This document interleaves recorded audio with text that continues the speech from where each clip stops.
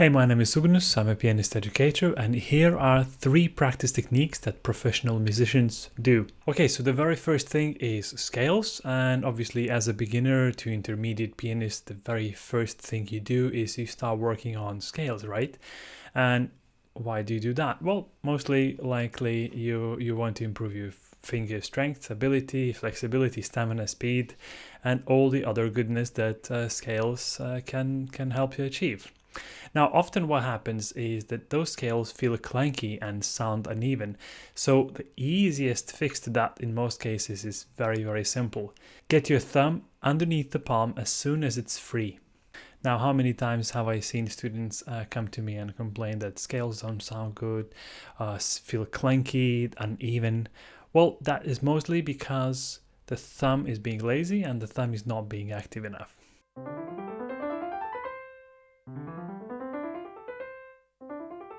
So the next big thing is called the arpeggio, in particular the fast arpeggios, right? So the question goes, how do professional pianists play arpeggios so quickly, lightly and evenly?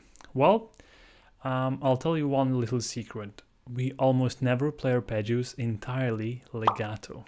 Now, I know this sounds a bit crazy, but when playing fast arpeggios, you have to kind of fly or jump from one position to another as you play those arpeggios.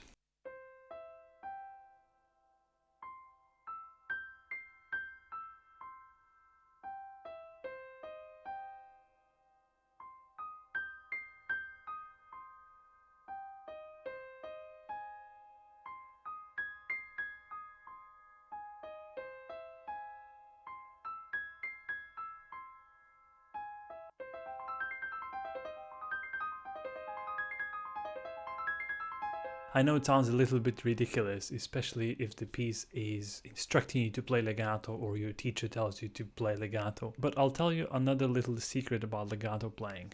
Just because it says to play legato, it doesn't really mean you have to do so physically. What it really means is the actual sound, what's coming out of the piano should be legato. It should sound smooth and legato, but the actual physical approach doesn't always have to be so.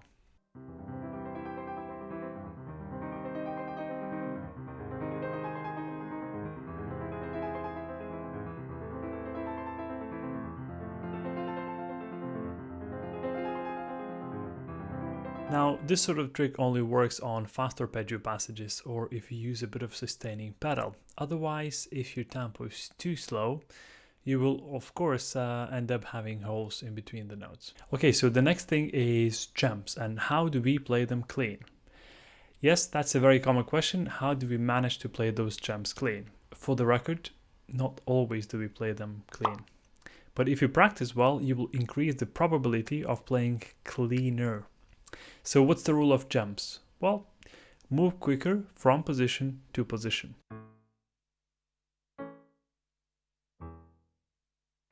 Now, when I say move quicker from position to position, I don't mean to hit the notes sooner. This way you will only increase the tempo.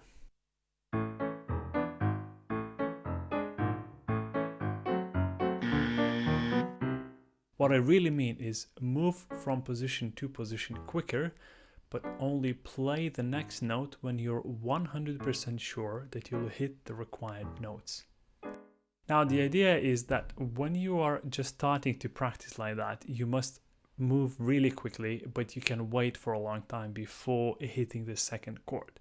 Now, as you progress in your practice session over time, you want to decrease the amount of time before hitting the chord until the point when there is very little gap to no gap left.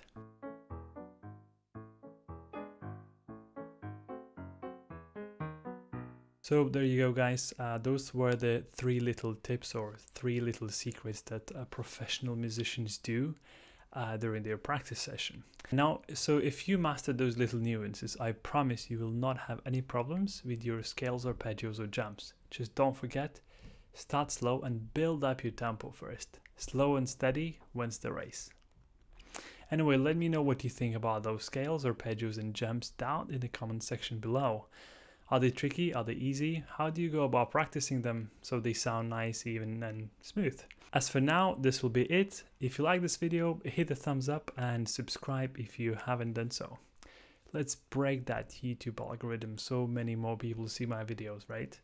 Thanks for now, and I'll see you in the next one.